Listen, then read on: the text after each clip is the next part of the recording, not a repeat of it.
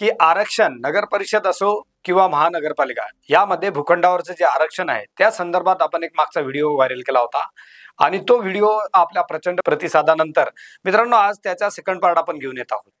तर सर्वात महत्त्वाचा विषय म्हणजे नगर परिषद किंवा महानगरपालिका अंतर्गत जे मोठमोठे भूखंड आहेत त्यावरील आरक्षण उठवणे किंवा त्यावर आरक्षण टाकणे यामुळे कोट्यावधी रुपयाची जी मालमत्ता आहे ती शासन जमा किंवा शासनाच्या पासून लॅप्स होते।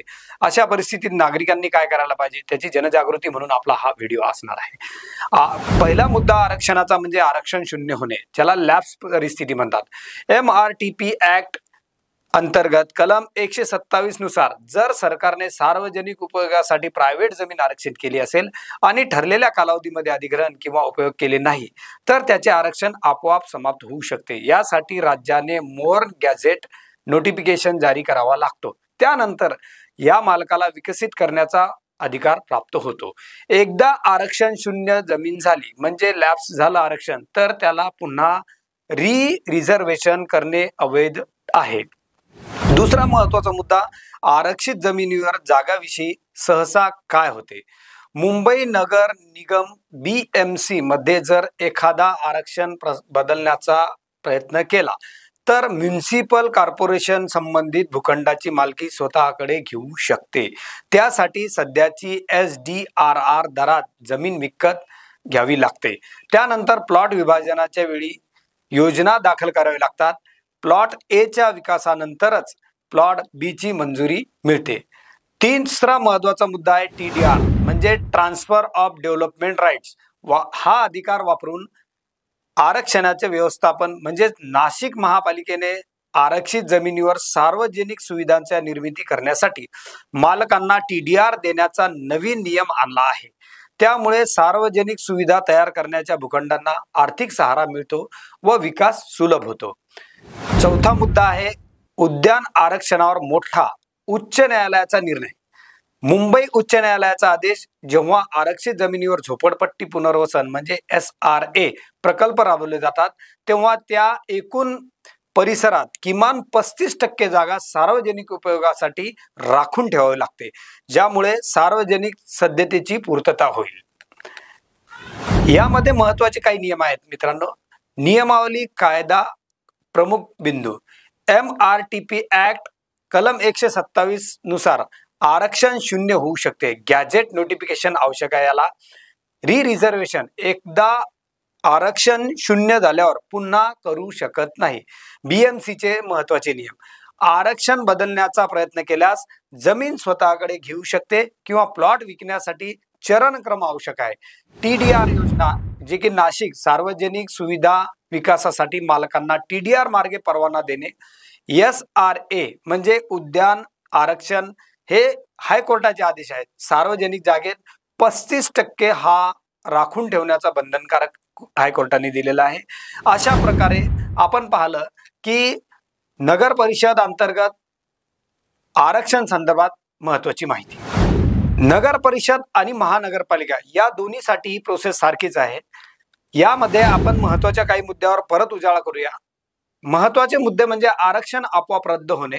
सेक्शन 127 म्हणजे कलम 127 लॅप्सिंग जी कलम आहे त्याच्यानुसार अंतिम विकास योजना म्हणजे फायनल DP लागू झाल्यापासून 10 वर्षात जमीन विकत घेणे जर झाले नाही किंवा धारा 126(2)(4) नुसार गॅझेटमध्ये अधिसूचना प्रसिद्ध झाली नाही तर मालक हितधारक लेखी नोटीस म्हणजे दस्तऐवजासह मालकी सिद्ध करून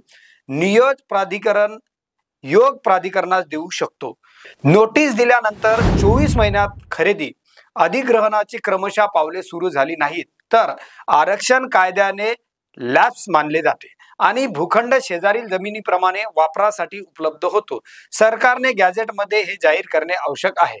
क्रमशः पावले म्हणजे कशी उचलावीत म्हणजे धारा 126 अंतर्गत अधिग्रहणाची प्रक्रिया सुरू करणे। RFCTL ARR 2013 नुसार परचेस नोटीस मार्ग सेक्शन 49 नुसार जर परवानगी नाकारल्यामुळे अटीमुळे जमीन रिझनेबल बेनिफिशियल यूज ला अयोग्य ठरत असेल, मी काय बोललो रिझनेबल बेनिफिशियल यूज ला जर अयोग्य ठरत असेल तर मालकाने धारा 49 अंतर्गत परचेस नोटीस राज्य सरकारकडे देऊ शकतो।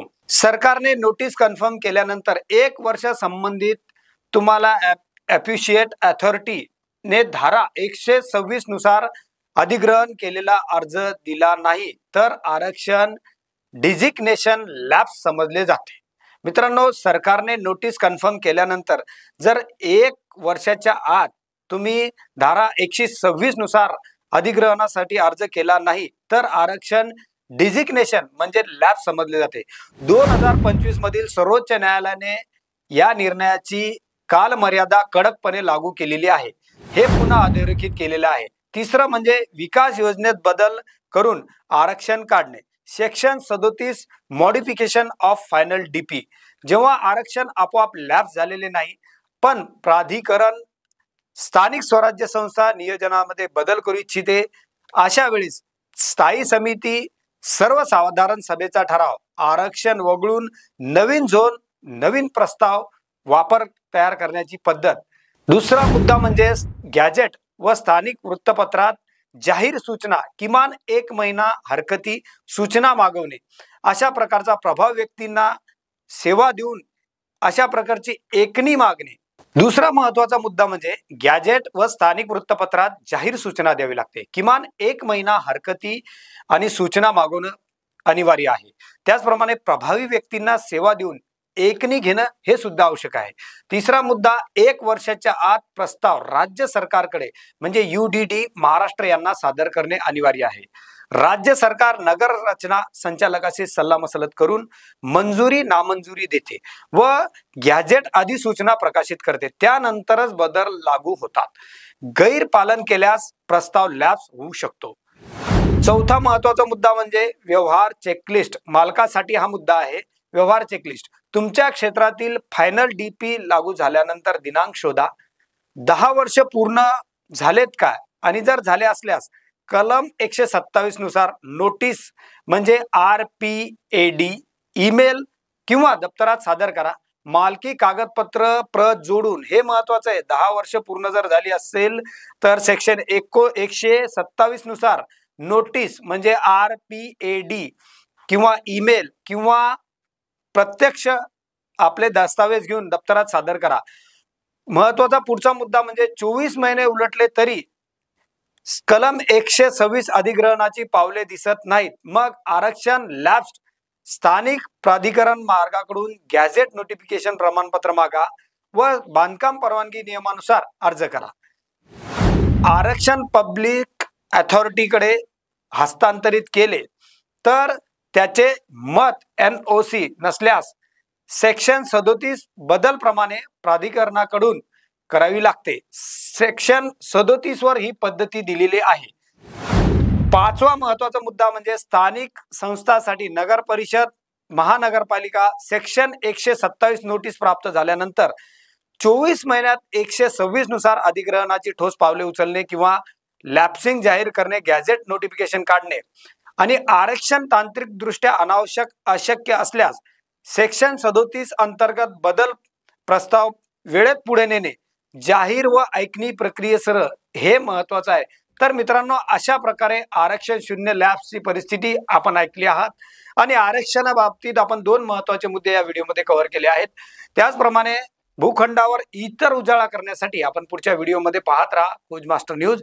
मी रमेश चव्हाण। आमच्या YouTube पेजला लाईक, फॉलो आणि सबस्क्राईब करा। जास्तीत जास्त लोकांपर्यंत हा व्हिडिओ पोहोचवा जेणेकरून महाराष्ट्रातील ज्या भूखंडावर आरक्षण नगर परिषद महानगरपालिका टाकत असेल तर त्यांना महत्वाची माहिती या व्हिडिओमध्ये प्राप्त होईल। धन्यवाद।